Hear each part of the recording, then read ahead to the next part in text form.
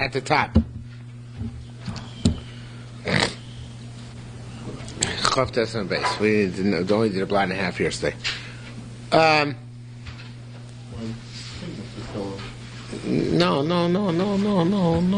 Correct place. 58. Oh. Okay. Chof Tes on base 58. 29 times 2 equals 58. Okay. Says no further. Where were you now? Second line. Second line. Rabbi Yossi. Okay. Rabbi Yossi of Ksuva Medrash. Rabbi Yossi darshan the Ksuva language of the Ksuva. He expounded upon it. Darish Rabbi Yossi, how so? He expounded the following: Malkum Shnagul Asos Ksuva Milveh, in a place where the Ksuva is made into a loan. Now that's actually the way we write a Ksuva today. Today we don't write, she brought in 2 chairs and 6 cows and 5 pieces of jewelry. Rather we write that the Chosin accepted upon himself the entire Ksuva for a Besula for 100 Skukim Kesef Tzaruf, and added on another 100 Skukim Kesef Tzaruf. Zokuk approximately an ounce, but we don't, not precisely. And then for a almana, for a woman who already had relations in her life before she got married, we write 50 skukim. Okay, so we don't actually set the dowry down precisely. We just put it on a generic sum for the dowry. I know. Excuse me. Except on the Sfardim. Sfardim actually write custom sums, and usually astronomical sums. But in any event, so since we write it that way, goyves hakol. She writes. When she got divorced or died, or the husband dies, she gets that entire sum, whatever's written. L'chpol, however, like I just mentioned, the Sfardim write astronomical sums. They had such a minhag back then. They had a minhag to write double the value of the nedunya in the ksuva. So then it should be eina goiva. She only collects elamechza, half. In other words, if it's well known that the sum is inflated in those places, then when they get died, at the end of the marriage, when the marriage is terminated, then she gets back half of what it says. Rabbi Lezer of a Ksuva Medrash. Now this is an interesting Medrash. Rabbi Lezer Akfar of a Ksuva Medrash. How so? Darash Rabbi Lezer Akfar. Rabbi Lezer Akfar, by the way, lived in Katzrin, which soon will be Syrian territory. It's really great on my nerves, this whole business. A person is not allowed to buy an animal of any sort unless he has proper food for them. Why? It's learned out from a woman. If you're not supposed to get married until you pledge your wife food, right? That's part of the ksuva. So too, your animals should be pledged food as well. Rabbi Shimon Karcha of Ksuva Medrash. Shimon Karcha expound the Medrash. Darash Rabbi Shimon Karcha, and it's not talking about a real ksuva. Ksuva here is used in the larger sense of a document. He says, he darshans, you say, Ma'avis Chavero, so he loans money to his friend, Lo Yamash Ginenu, he may not take collateral from him. Now, instead of being Eila Bevesin, it should be Yosim Yichovo. The collateral may not be more than the value of the loan. And Lo Yikones Lebeso Litomas Mashkono, he shouldn't come into his house to take the collateral, but wait till the collateral is extended to him. Now, how do you know this business that you shouldn't take collateral for more than the loan? Shekenu Kais is written into the document of a loan. The borrower writes to the lender, Tashluma, the payment or reimbursement, nichsaya will come from my property, the asionli which will come to me, the eknen which I will acquire, the kavel denot from here on in. So it sounds like tashluma, the precise payment, no more than that. Okay? So therefore the collateral should never be worth more than the actual value of the loan. Rav Huna of Ksuva Medrash. Rav Huna expounded on language written in a document. Darash Rav Huna expounded the following way. Habanim Yirshu, it says in the Ksuva, we don't write these things anymore, but it's taken for granted, it's as if it's written. Habanim Yirshu, boys inherit. Vabanos Yizonu. And the girls, they get fed. They don't inherit, but they get fed as long as they're not married. Ma'abanim Yorshim Mesamatatlin, and so there's a linkage drawn in the Ksuva between the boys and the girls. Just like the boys inherit movable objects, Afabonos, these are the Metaltlin, so to the daughters, they get fed not just from real estate, but even from movable objects.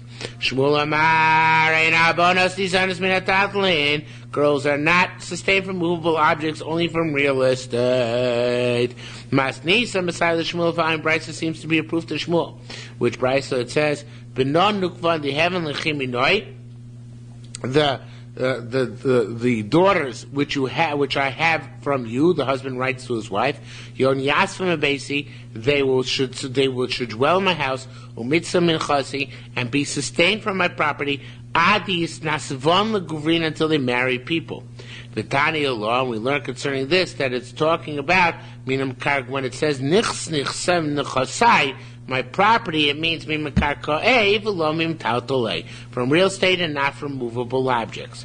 Amar Rabbi Bar Zavda, Bar Zavda said, Asya, the Rabbi said, they also get fed from movable objects. Goes like Rabbi in the following argument, who the Shmuel says they only can get their sustenance from the sale of real estate. Goes like Rabbi Shimon ben Elazar in the following argument. The Tani, we learned in a Brisa,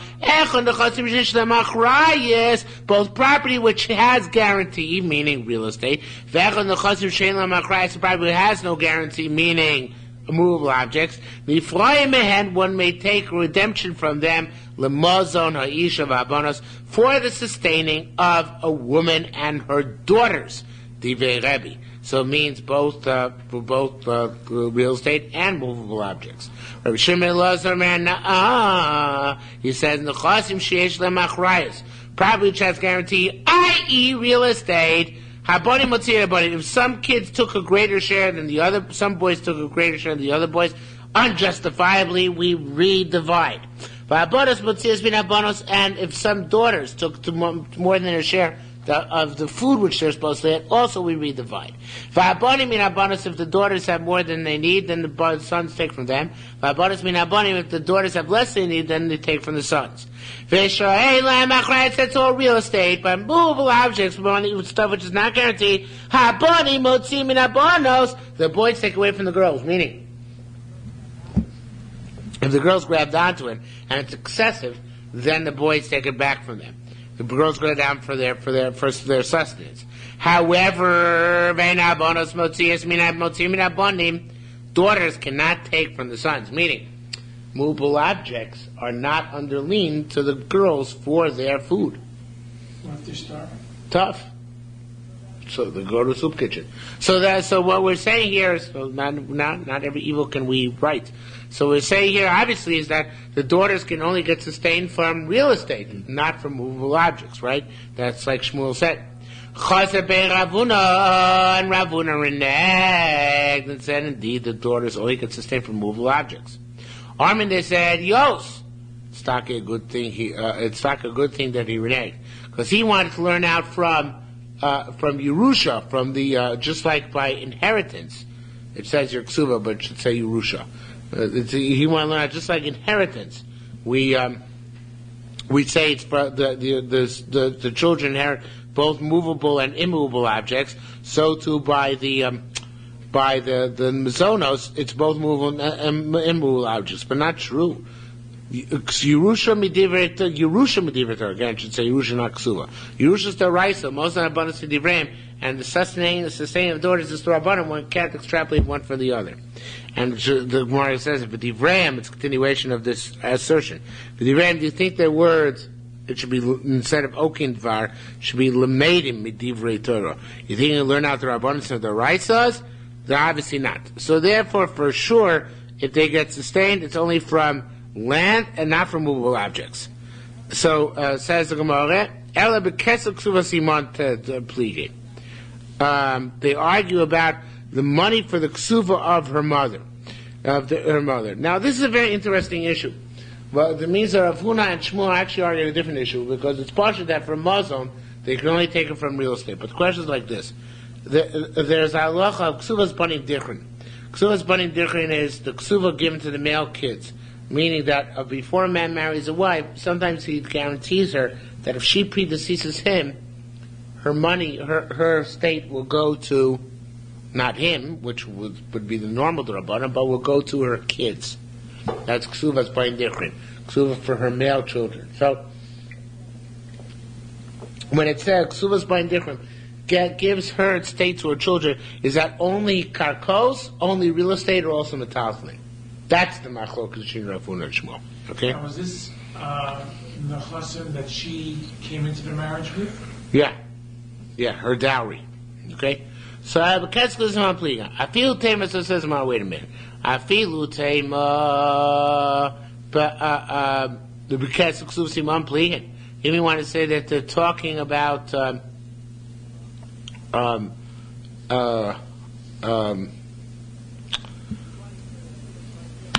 money for the Ksuvas Bain Dichrim, right? So the Kesef Ksuvas Imad Lav Karkai isn't the money for the isn't money set aside for her mother, for the mother Ksuva from Karka. In other words, it's well known, he says here, that it's that it's like any other Ksuva. Ksuva's but regular Ksuva, the wife can't collect from a talklin. She can't collect from Ulav. She only can collect from land. So the Ksuvas Bain Dichrim is also only from land. So therefore, Rav Huna, when he proposed before that you can collect also from movable objects, is clearly incorrect. Okay, and that's the end of that sugya. Now we go to the new one. The husband doesn't inherit the wife's. Well, that's the Ksuvas Bain Dichrim was meant to combat that. It became standard that he would relinquish that right, even though it was a right which was granted him, the Daraisa, the Rabbana, but he was willing to relinquish it for the greater good of the marriage. In other words, that she should be willing to die. Because she died. Yeah, but she has to write this to him. But he has to write this to her in advance, right? It's a prenuptial. Oh, that's right. It's a good example. Yes, it's a prenuptial. That's really what it is. Okay, so says more further. This is not really directly related to Arasulia, but anyway, it's here. A person goes down to his wife's property. In other words, he's down there working the fields. And the stinker, Benasan ain't a Bolagarsha, he wants to divorce her. But, in the meantime, bottom line is bottom line. The Kavatz Mina Talish Mina Karka, he made a land grab. Not actually a land grab, but a fruit grab. Went down and took out of the land whatever fruit he could find. So it says, Gemara races Zaris Veniskar. He's a diligent fellow, and he gains profits by his activities, right? Hayar Nechse Shvuin. If somebody goes down to a person in his family is taken to captivity, and he goes down and quickly and cultivates the property, and he hears that the captive is coming back, and he goes down and makes a grab of the fruit, he's diligent or hasty, and he's profits as a result. Early bird catches the worm. He might justify himself because he worked the land, so he's entitled to the benefits. Right, it's possible to justify it like that. I mean, so obviously the one doesn't feel he's a thief, so yeah, obviously there must be some justification. Right? Says the Gemara, what's it to be property of a captive? Anytime his father or his brother or echad mikol marishin also, or any of the people who have the potential to bequeath them property, goes to Medina Sayam, goes to Chutzlaretz, and nishma leim shemesu, and it was heard, a rumor went about that they died, and therefore v'yardu l'nachla, and then they went down into the property. So even if later the dead people walk, and they come back again, so whatever property they ate, they're off the hook, okay, because they were legit. However, that's only by this property where there was people taken captive. What about Netushim? People who fled. What's the Netushim?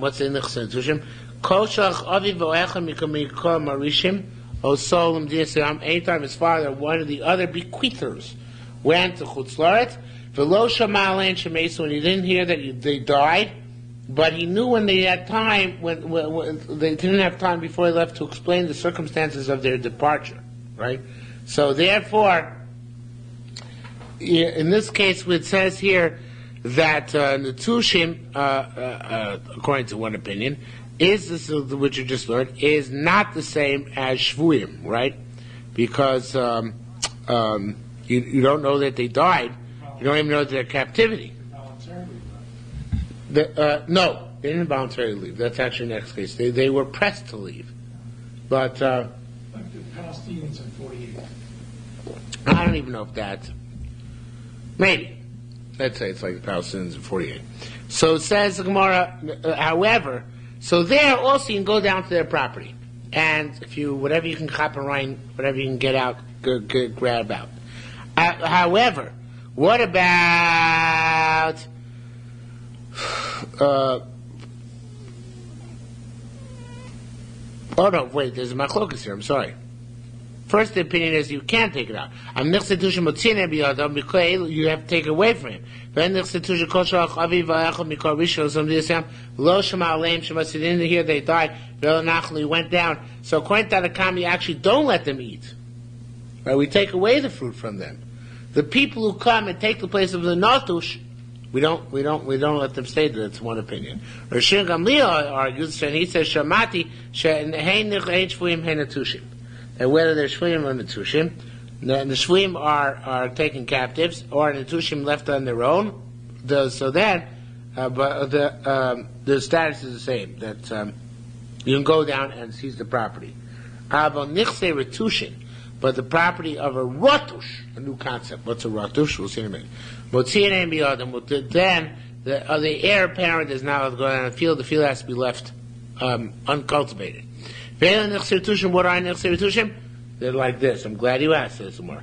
Koshach aviv. Anytime your father or your brother, so anybody from whom you derive Yerusha, goes to Chutzart.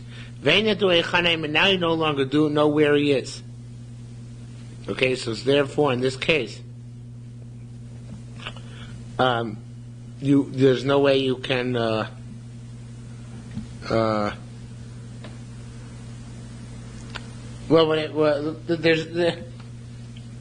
there's no way to express this.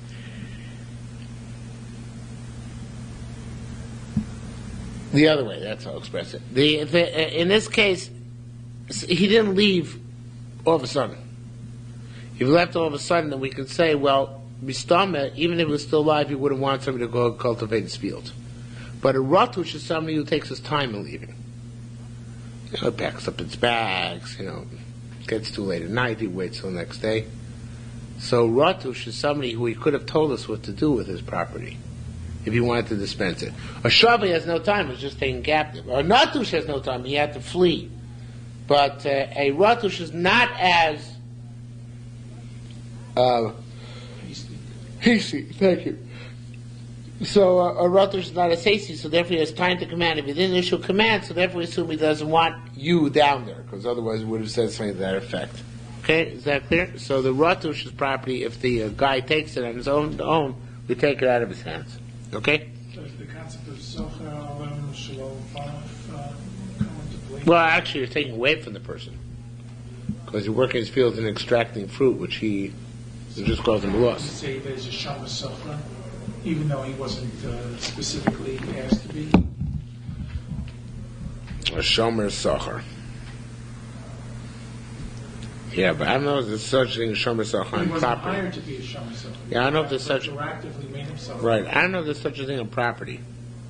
But you get the idea. It's a similar idea. Right. Shomer socher, a paid watchman. I don't know if that applies to property. It might only apply to not to real estate, but to objects. Yeah. Okay. So name and the Kokan Shomer Socher. I think it only applies to real estate, to objects. Says more further.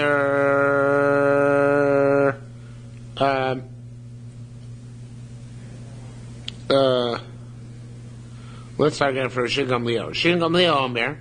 Shin Gamliel. Shamati, I heard Ein Shvei in the Tushin, that Shvei in the Tushin the same status. Avo Nichse Retushim, but Retushim, Motzim Miyada, we take it away from him. Veilen Mod Nichse Retushim, what a Retushim, Koshoach, Aviv, Echav, Echav Mikol Marishino, Solom Dina Sayam, and one of these went, his father, his brother, or one of the people who could be the money, went to Chutz Laaretz, Veinya Du Heichan Heim, and we don't know where they are. So then, you might say that, well, let's let the inheritance pass on. You might say that not. Obviously, Rishon holds. If you wanted the inheritance to pass on, he would have said something to that effect. Okay? Says Shmuel Amar, Shmuel says, Shavli zeh sheyotze shelo l'das. I forget what that means. Yeah, there's a way to read it. Shmuel Amar Shavli, person they got to zeh sheyotze shelo l'das. So he went out without any intent. Shilo yotze l'das yotze. If he would have gone with intent, it would have issued a command. Now, next word says notush, but the Korban says supposed to be rotush, and that's evnet. Rotush zesha yotze l'das. He's a person who knew why he was going out, right? Teidalcha, and he had time. Teidalcha, this is indication to you. She'ilo haya rotze la'avricha min chasav. That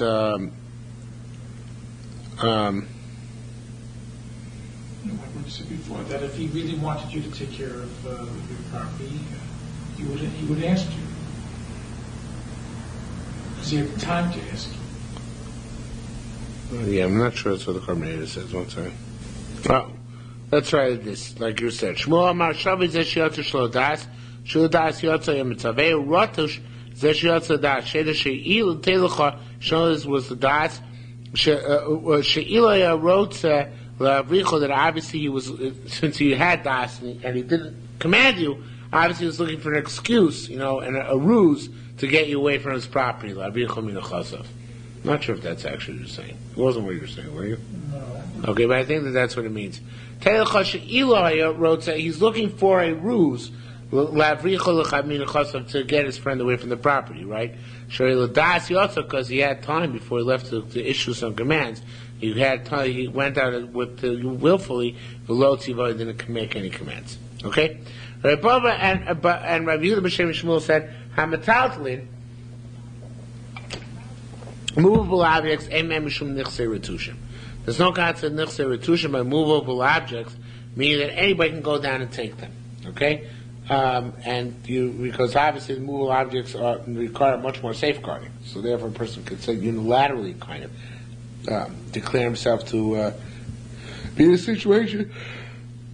Everybody's a rotush, and if everybody's a rotush, then oh no.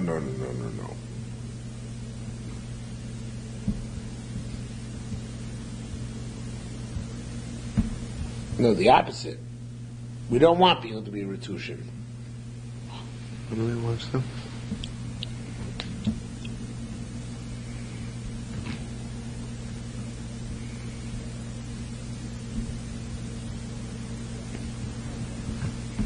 Yeah, retushim are when you had capacity of commanding something about your property, but you didn't. Right? That's a rotush is. A shavli is somebody who was taken captive. Natush had to flee all of a sudden. A rotush, somebody had the capacity to say something, but didn't say something right. So saying visiting metalton, everybody's a rotush.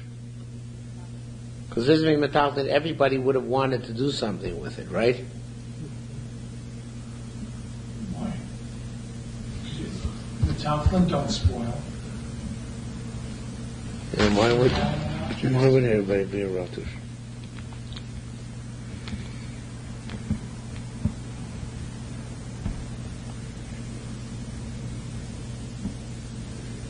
No, exact opposite. I totally mixed up. Metalton, there is no ratush.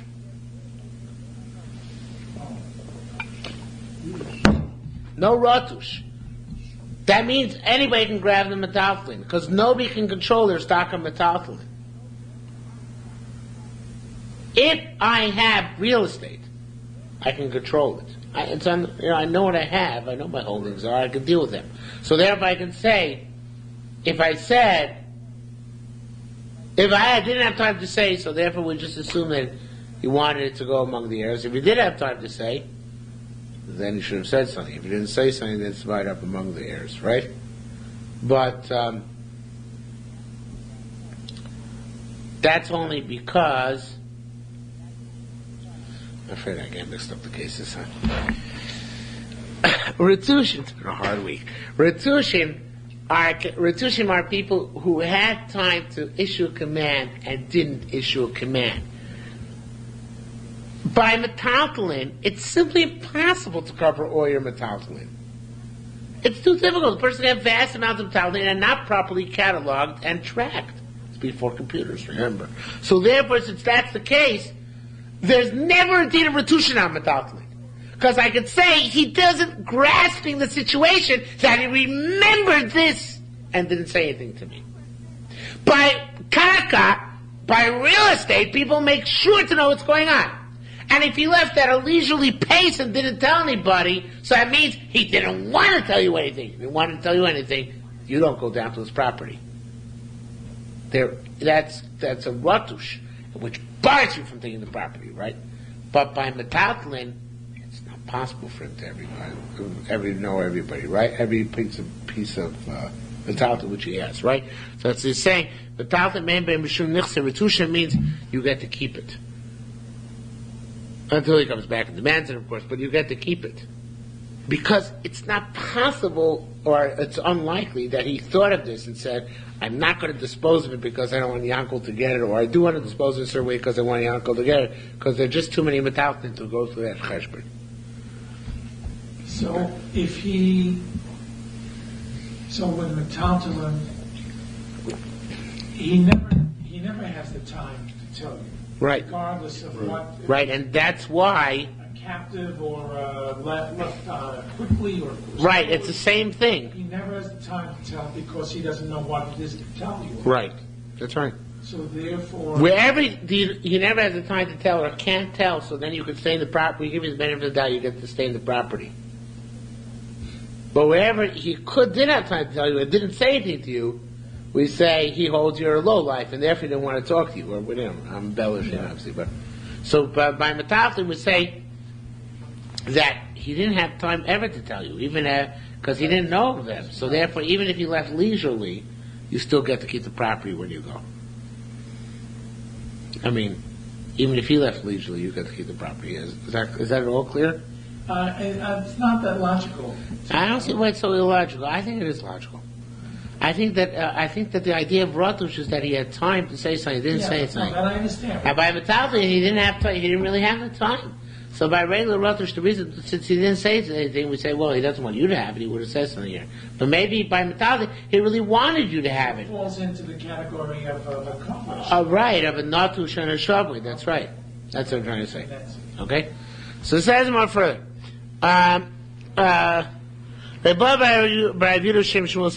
Oh, he just said that. It's not ratush, which would mean that the guy who took it would have to give it back, but rather he gets to keep it.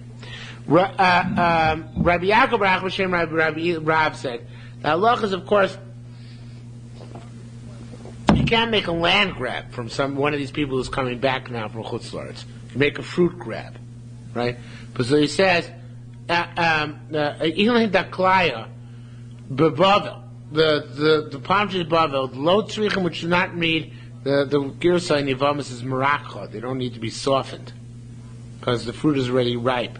Lo mistabra miyavnu. It makes no sense to say that they become anything other than could come on grain which is about to be harvested, or fine or grapevines about to be harvested, to be cut down, and therefore, in these cases, of course, we say that.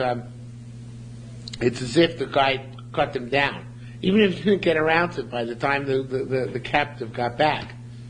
But since the trees are fully ripe, it's as if he cut them down already. Halachically, it's as if he cut them down and he gets to keep the produce, which grew during that time. Okay? Says the Gemara further. Halachas. If he didn't write for a ksuva, they had chasna, they're running late, they didn't write a ksuva. So, because Psula gave him a sign, Psula the first time around she gets 200. Mona, a widow, the second time around, Mona gets 100. Shutanai Basin. Now, even if you didn't write it, it's a Tanai Basin, then that's what you get. Kasal Hashav and Mona. He wrote for $100 worth. Tachlim sign Psula instead of 200 zuz. Or, below Kasal Kon the Chosin Disli Archain Ksuva say, he didn't write it, all the private jab is underneath the Ksuva. Chayav, he's still liable in all these things. Shoot Tanai Basin, because it's a Tanai Basin where the right Tanai Basin has made his condition with Amisol that they have to abide by these rules. Okay? Says more further. Masnisa, our Mishnah, the right mayor, it's like our mayor. Anybody who gives less than 200 zuz to a girl who's a besula, $100 less to the less than $100 to a girl who's an almana, a widow. This is licentious behavior, even if he's married to her. He's got to promise her 200 zuz if she was a besula, and 100 zuz if she was an almana. Okay? Furthermore, like when it says that he's always achroy, he's always responsible. Even though Rameir says Shtashi b'achrayis Muhammad, if the property doesn't have a guarantee against property, ain't a goyve, you can't collect from property. That's him by Ksuva. Ksuva, even it's not written down that she should get from property, she does. Why? Because that's part of the T'nai based in, right, part of based in's condition. Therefore, if he divorced her and there was no Kesuvos, he still has to pay her the 200. Mm-hmm. Yeah. Absolutely. Lokas of law, if you didn't write to her the following condition of Kesuva. If you're taken captive of Arkinocha, redeem you, he's will take you back to me, lead to as a wife. With a Kohanos, by Kohen, it's a Kohen's wife, where of course she can't go back because she might have become raped or seduced or something like that. So then he just can guarantee, Adrin Tachlim in Dina Soch, I'm going to bring you back to your country. But not actually, of course, that you can live with her again. So if he didn't, even if he didn't write these phrases, in Ksuva Chayv, he must do so. Shut Nai Basin, it's a condition of Basin. Nish Beis, if she's redeemed. I mean, she's taken captive. Chayv Livdos, the husband has to redeem her. Omar, he said, Aregi told Ksuva, so the husband, he's a nice guy. He says, here's a Ksuva. Tiftes Atmo, let her go and redeem herself. I wash my hands of the whole affair. So it's ain't shame, it's not permitted to do so. However, if she becomes chronically ill, Chayav, a place who's got a healer. Amar Reiki talks to us. Rabbi Sazon, he says, this is her getting her ksuva, let her go heal herself. Then Rashai is allowed to do so. Because when it comes for better or worse, in sickness and in health. Yeah, but depends what kind of sickness, right? Okay, says no further. Tani, we learned Yavama Shanish base. What happens if a Yavama, between Mamish connection between Yavamas and Ksuvas? I don't remember this from Yavamas in the Yerushalmi. It says here, but it says here that it's in Ksuvas in the Bavli. A Yavama who was taken captive, and a Yashim Chadli Toisa. The heirs do not have to redeem her. Now, this is despite the fact that she's in a state of Zika, right? She's Zakuk to Yavama. But we only see that husbands have to redeem wives, not that the heirs have to redeem the Yavamas. Said, Lo Sof it's not just Shnishbes B'chaya Bala, which taken captive in her husband's lifetime. Even if she was taken captive after the husband died, right? So then, her heirs are not required to redeem her. Okay? Well, she's an ex-sister-in-law to the husband's brothers, right? Right. Yeah. So they don't. I don't know if it would be in that case. An ex-sister-in-law? The husband died. Yeah. But she's not a Zokah Kaliyibah. There are children. Yeah. So the Gemara is saying that if she's taken captive, that her husband. No, then there's no evil. Right. Right. So, but there's no requirement to redeem her. No, that marriage is finished. Yeah. Okay, it's even going to abundance only when there still exists a knas, right? The evil, right? There's still no. I don't even know what I wanted to say. I wanted. What? Never mind. Tani, Yavama Shish Beitzeni Yoshim Chayim Livdosa. Rechir b'Shem Rav b'Shem Rav said, Lo Sof Torah Shish b'Chay Bala, El Afilu Shish Beis Lachar Misas Habal. It's not like if she was taken captive during her husband's lifetime. Afilu Nish Beis Lachar Misas Habal, even if she was taken captive after the husband's death. So you figure it began in Zika and ended in Zika, so maybe the Yavam does have to redeem her in that case. He doesn't have to redeem her in that case as well. And he actually Chayim Livdosa. Okay? Is that clear? So it says where Chibra Abba said, Masnisim Mesayeh l'Rav. The Brisa seems to say like Rav, that the Yavama does not have to be redeemed. Why so? Because it says, Vasfina l'Ch'intu. It says, I'm going to take you back from my wife. If she's only Yavama, there's no taking back to be your wife, right? Okay, so therefore that's one thing about our Mishnah. Next in the Mishnah, it says in the Mishnah, it says by Kohenet, he writes in the Ksuva, I'll bring you back to your country. What's to your country? Mamash Yishuv. Does it mean if she lived in Cleveland, you got to bring her back to Cleveland? She lived in Pittsburgh, you got to bring her back to Pittsburgh. She lived in Chicago, you got to bring her back to Chicago. Can't she decide to go settle in the Sun Belt? So says the Gemara. No answer. And it's interesting. Allah is also in the Bible. Any wound which has a set healing price, for example, broken leg, whatever the insurance allows for that. So a set healing price, right? So if it's a set healing price, on that Misar Pesach Kesuvos. If she wants to heal herself, it's possible that she get divorced. Her husband will divorce her, and she'll have to heal herself from the sum of her ksuva. But if it's the type of cure which is chronic and has no end, then she's sustained from the property. Do you know why? Because if it has no end, it's like mazonos. Just like mazonos, the feeding of the woman has no end. So to medical treatment which is open ended, is like mazonos. So we actually close to the property itself. Cute, huh? So, it says along these lines, a certain woman came. A certain woman came from Rabbi Yochanan. And she needed to collect money for her doctor bills from her husband. So Rabbi Yochanan said, Katatsu should be Asiyech. Is your doctor said he was trying to set free? Now what he meant to do, the way he said was not the way I actually said. Is your doctor charging you a set fee? Like, he winked at her a lot when he said it. Because he wanted her to understand that it's bad for her to say set fee. Because then it comes off her ksuva, right? Either he divorces her, I guess he can even compel her while she's still married to take her off her ksuva. But, so she understood the hint, and she said, hello, there's no set limit, so it should come from Mazonos. Says, wait a minute, what's going on here? This is not ethical. Look at Rabbi Chagai, Chagai is the name of Rishuv Levi. Don't make yourself Rachmana Islam like a lawyer. Right?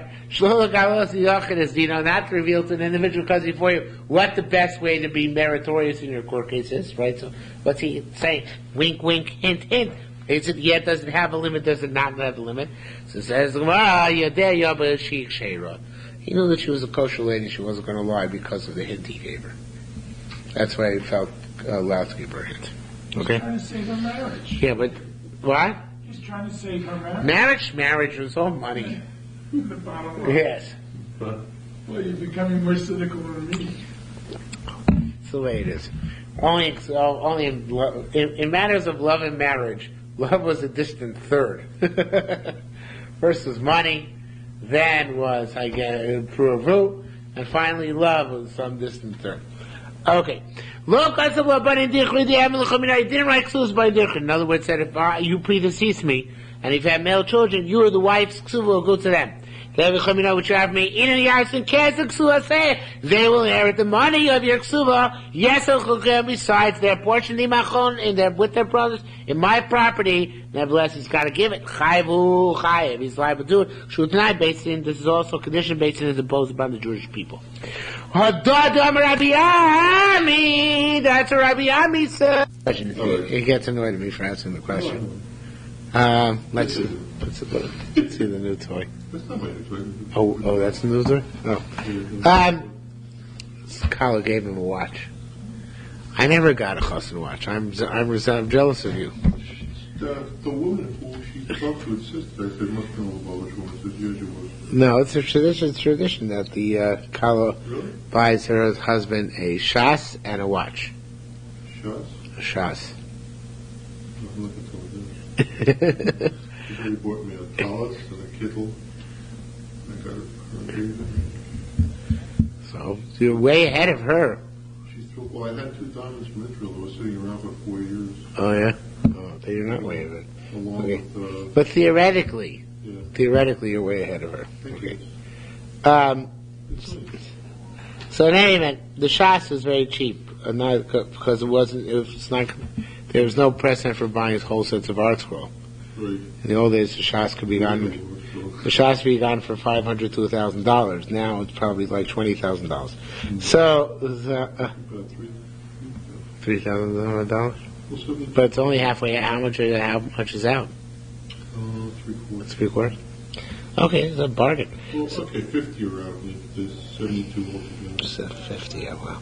So let's say it's more. Do you have all? Do you have all of them at home? How many art You scrolls do only you have have? missing 2 or so. Whenever we want. Yeah. So how much room does it take up on the shelf?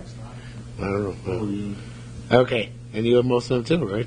I have all except for 2 of us. Suez? Yeah, I should have picked that up. Well, it's how coming up. What? It's coming up. Oh, they were selling it here, It's Suez? for $33. Oh, So much I cheaper. didn't think for a second. Okay, it was I think something. it's cheaper than that. No, we're not going to cheaper. Probably a few dollars more. Says more, my Rabbi Yami. Rabbi Yami said, you know why we write Ksubas Bain Dichrin? Because Kadeshi Adam Matzi Ten Bito Bain Yafa. So the father will give a larger dowry to his daughter. Because if he knows that the money potentially will go to his rotten son-in-law, there's no way he's ever going to give his daughter a large dowry. But if he knows the chance that his dear grandchildren will get it, if his daughter predeceases her husband, then he'll give her a large dowry. Okay? You nodded so not too assentingly when I said rotten son-in-law. Not nice. Okay. So it says the Tavati lived over there. Rabbi Yochanan Broka says this is a little bit of a sidebar. This is good. One about Abbas. It says, you said on somebody who's suitable, we're 5 lines to the bottom. You said on somebody who's suitable to inherit you, Dvar of Kayomim. That's the stain. I'll explain this in a minute. Valmisha Ein Roy Yarsha, we said about somebody who's not suitable to inherit you, Ein Dvar of Kayomim. Now, Yochanan Broka says like this, he says there's wiggle room in allotting, in distributing or allocating, is probably the best word, inheritances. In which theoretically, the Torah says divide up all your inheritances equally among your sons, right? Mm-hmm. But Yochanan Baruch holds you can play with that. You can give one son more than the other. Besides the B'chor issue. You're not allowed to deprive the B'chor Pishnayim, but you can actually, expand the contract with the other brothers, okay? So Rabbi Yochanan Baruch holds, but even Rabbi Yochanan Baruch only says Gemara, that it has to be somebody who's suitable to inherit. Because you can't decide to take your inheritance and give it to Shemerel, who's not your son. It has to be one of your children. Okay? So, or if you have no boys, one of your girls. If you have no girls, one of your brothers, and so on and so forth. Right? And so, Amar ben Broika, Ella ben Abonim. You can only give it to a son among sons. To a daughter among daughters. However, Bas Ben, it should be Ben Abonim. A daughter among sons, and she can inherit among them. Low. In that case, it doesn't work. Ach Ben Abonas, she wants to give it to a brother. He wants to give it to the deceased husband, to a brother instead of his daughters. Low, it's also, you can't go down a notch. Rabbi Yatzir Shem Rabbi Yochanan said, My Sohoyas, my Tzavara, Rebbe, and Rabbi Pasuk, Rabbi Yochanan Ben Broka. It has to be somebody who would be able to inherit theoretically. Says Rabbi Zira. Rabbi Zira said they take out Rabbi Yasa here, but what? I see that they put it. Yeah, Rabbi Zira B'Shem Rabbi Yochanan said that Shol Rebbe is for Nosan Abavli, where Rebbe Shol is Rebbe Nosan Abavli. Ask Nosan Abavli to Nosan Abavli. He asked him, "My time Amra Aloch Rabbi Yochanan Ben Broka. Why this also Rabbi Yochanan Ben Broka?" And also Rabbi Chia B'Shem Rabbi Yochanan said, "Matam Shol Nosan Abavli." He asked Rabbi Nosan Abavli the reason. Maru Chachoim Lomar Aloch Rabbi Yochanan Ben Broka.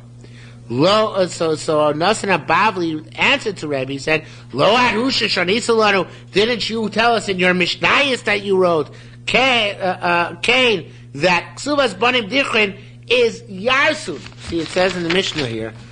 They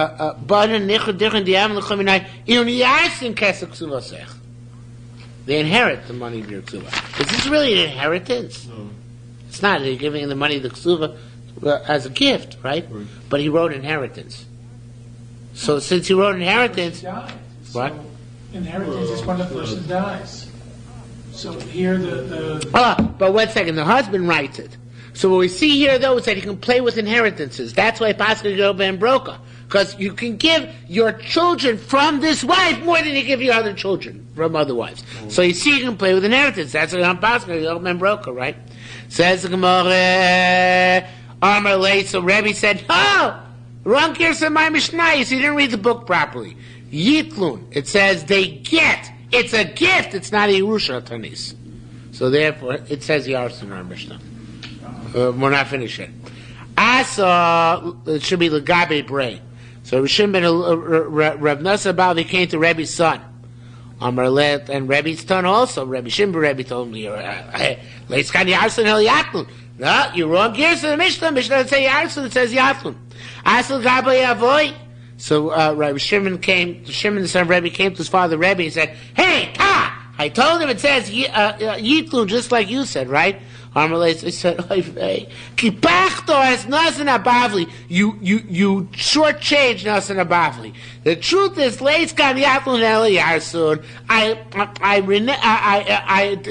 In the final analysis, when he wrote the Mishnah, he wrote Yarsun. Because he agrees with the Rabbi Nasan Abavli, he said that this tak is a form of Yerusha, to designate part of your property additional to what they should have gotten to certain of your children, and it would be, in fact, a proof for Rabbi Yochanan Broka.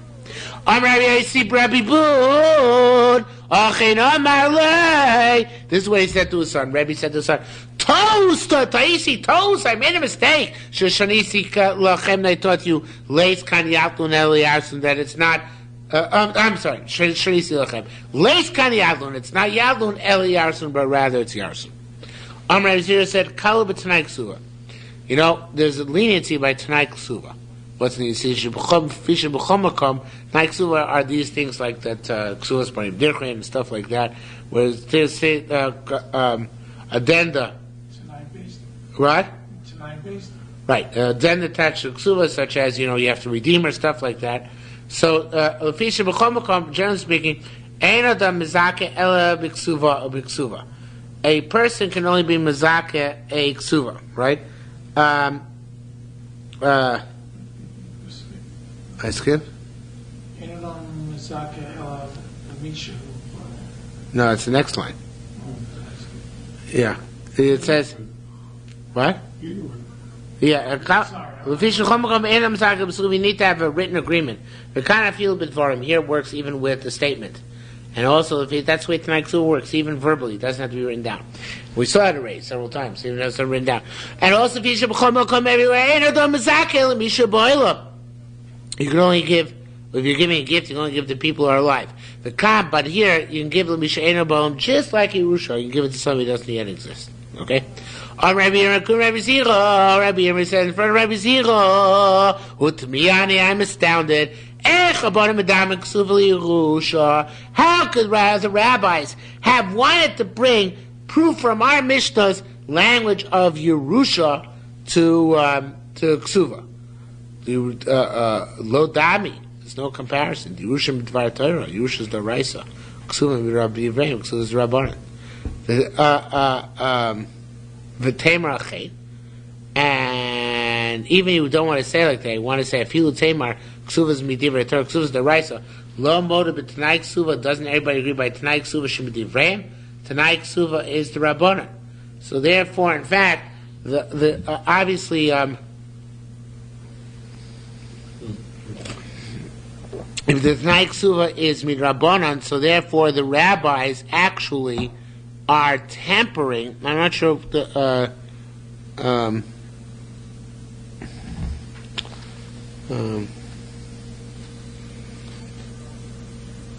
I'm not sure exactly how this works, but what he's saying is that since these are all the Rabbanans, you can't learn anything about uprooting Yerusha by din of Rabbi Yochanan Broka. Because it could be once the din of Rabbanan Ksuva is instituted with all sorts of parameters. But that's specifically in this much more highly developed area of halacha.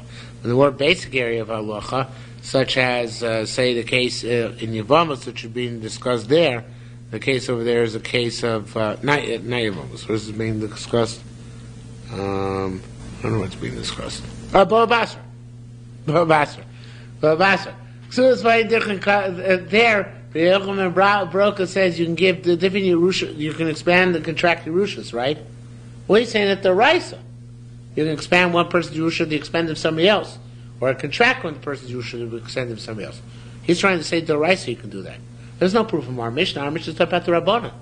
The whole concept of Ksuva, giving Ksuva to a woman, even her own dowry back there is all the Rabbana, right?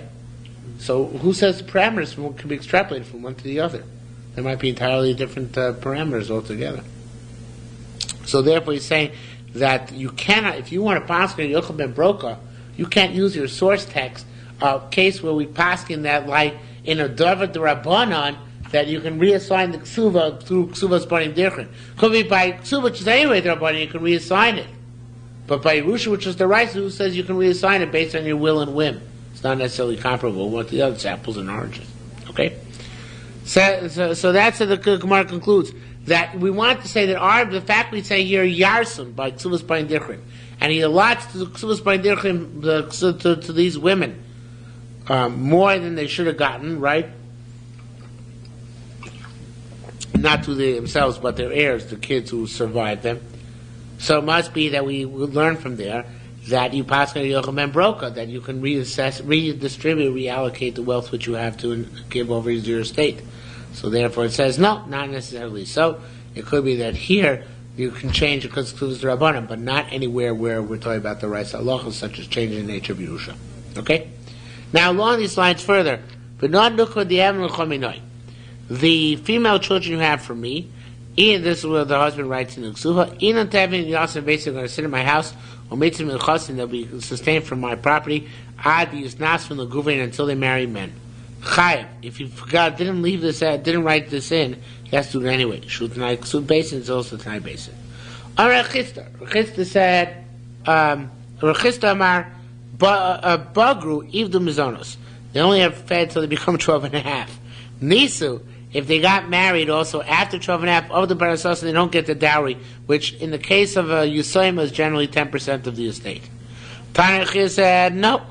Bagru v'lo Nisu, if they became over 12 and a half and were not married, or Nisu v'lo Bagru, or they got married without doing, or without becoming 12 and a half, Ivdu Mizonosan, they lose their sustenance. Lo the Barasas, but the right to the dowry they still have. Rabbi Yavin Shemir Chila said, Umodim lahach, they can see to this case. But a certain woman who's a widow, she tovas mina yorshim, who demands from the heirs her portion. She says, I didn't receive my ksuva. The heirs say, receives the ksuva. Achlo, he says, before she got married, you can go down Marv, because I stayed till after this year. If it's before she got married, if it's before she got married to somebody else, of course, right? Her first husband died. She's sitting in the house and saying, I didn't get my ksuva, and the heirs said they did give her ksuva. So if it's before she married a second guy, the heirs got to bring a raya. She needs kabel ksuva so that she got her ksuva, because we don't assume she paid. They didn't have to. They didn't have to pay it. Why would they pay? You don't pay unless you have to pay.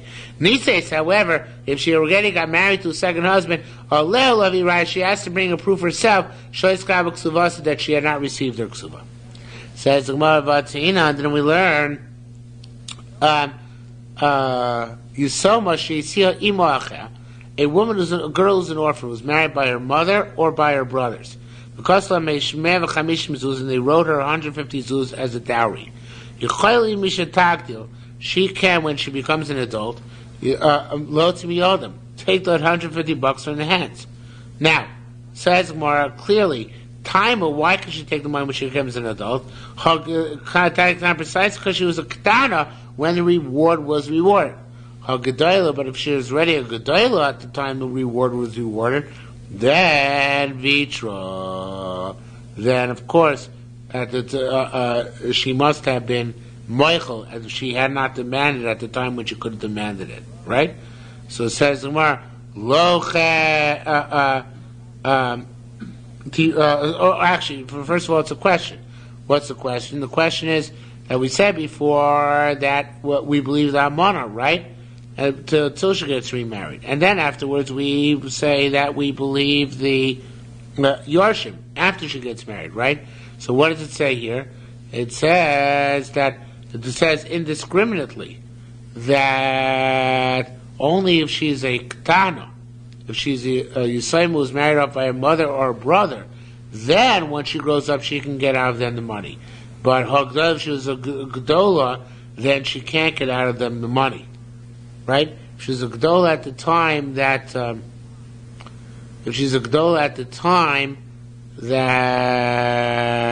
she's essentially she gets married. Miyun. Isn't she doing Miyun? It's the opposite of Miyun. She's marrying. She's marrying.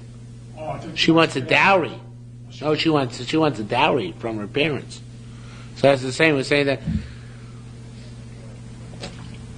And we said before at the Kohen of Reb Chia that even if she grew up, she can still demand it. Even if she got married when she was an old lady of 13, she can still demand her dowry. And then Reb Chisda argued. Reb Chisda, no, she can't. The moment she goes over 12.5, she loses all potential of a dowry. So here we're trying to argue the dowry issue, right? Again, let's say 6 lines on the bottom. If she is an orphan who was married off by her mother or her brother, because of 150 zuz was her ksuva, she can, when she becomes an adult, take the money. She can sue her parent, her mother and her brother, right? So we say time of the ktana. It sounds like the only reason why she can sue is because she was a ktana at the time she got married. But she was an adult at the time she got married. Maybe she gave up for all her rights to. It's too late. She already gave up her rights to get the dowry. So it says more no. The part to resolve like this: the only time she gives up her rights to get the dowry, even then she doesn't give her rights, but she has to prove that she didn't get the dowry, is shenata miktas, where she already took part of it. So then she has proof she wasn't completely paid up. Hello, Kerem Rabbi Avinu B'Shem Rabbi Yassi, Rabbi Avinu said name Rabbi Yassi. B'chor shechol kipashut chazaka. If a b'chor took only, the b'chor could have taken double, only took a single portion, as if he was a regular brother. But chazaka vita, we assume that he gave up. So to here, I would assume that she gave up if she took part of it, and therefore, if she wants to get more, she has to prove that she didn't give up. She goes to mitzvah from the son. Vote furthermore. Odi Shanata Miktas. Actually, this Odi is that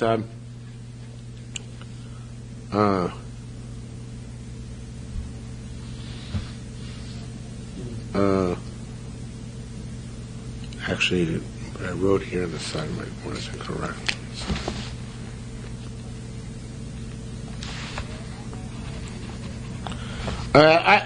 So he says, the Gemara says, no, it's not comparable.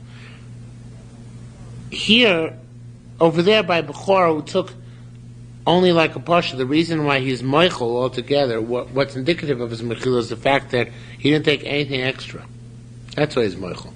But here, if a girl takes part of her dowry, so it's not as if she took. I'm not sure I can express this properly. Let me try. If she's, the Gemara says here, the fact that she only took part of it should not be a mechila. There, the fact that a bechor took like a simple fellow should be a mechila, because the bechor had the right to take double, and he took only one portion. He didn't take anything which indicates he's a bechor. He didn't step over any of the boundaries which would indicate he's a bechor. He wasn't even noitel mixas. He was noitel klum. He took nothing, because he took nothing what a bechor would take. But here, in our case over here, if after she got divorced or widowed, actually, so after she got widowed, she took part of her ksuva, that should not mean that she was moichel the rest. And that should not be a reason why the burden of proof shifts to her.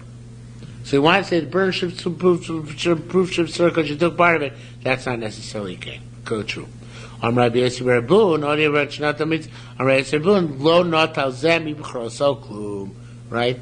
It's not comparable again because here she took part of it, but the B'chor never took any of it. That's why that's different. That there's mechila. So of the Kumi Rabbi Mara, so case came from Rabbi Mara. Uva me'avdek other Rav Chisda wanted to pass on Rav Chisda that after the girls grow up, they lose their dowry. Amar le Rabbi Chia said no. Didn't we learn that Rabbi Chia said, but in a brisa, bagav lo nisu lo bagru, avdu meneno zonosam. If they're over 12 and a half and not yet married, then, or if they got married before 12 and a half, then they lose their sustenance. But the dowry is deliverable forever and ever.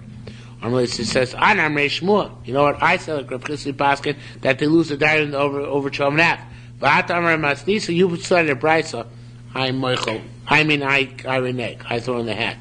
Tibatel Shmuel, my statement of Amroim is cancel Mekami Masnisa before your brisa. And therefore, in fact, what comes out is that Lamaisa, we agree that they can get their dowry even if they get married later. Okay? Now, next to Halacha Gimel is actually going, the Mishnah, the Gemara up to Halacha Gimel is actually relevant to after Halacha Gimel, but let's go anyway up to Halacha Gimel, then stop. Ryan Barachia, Boy Kumi Rabbi Zira.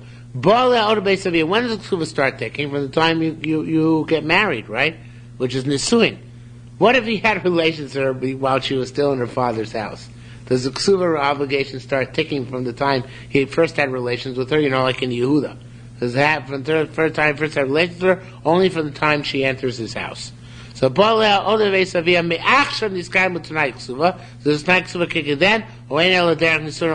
the full marriage. No answer. If she was moichel the Ksuvah, what about the Tanai Ksuvah, which go with that, was she moichel that too?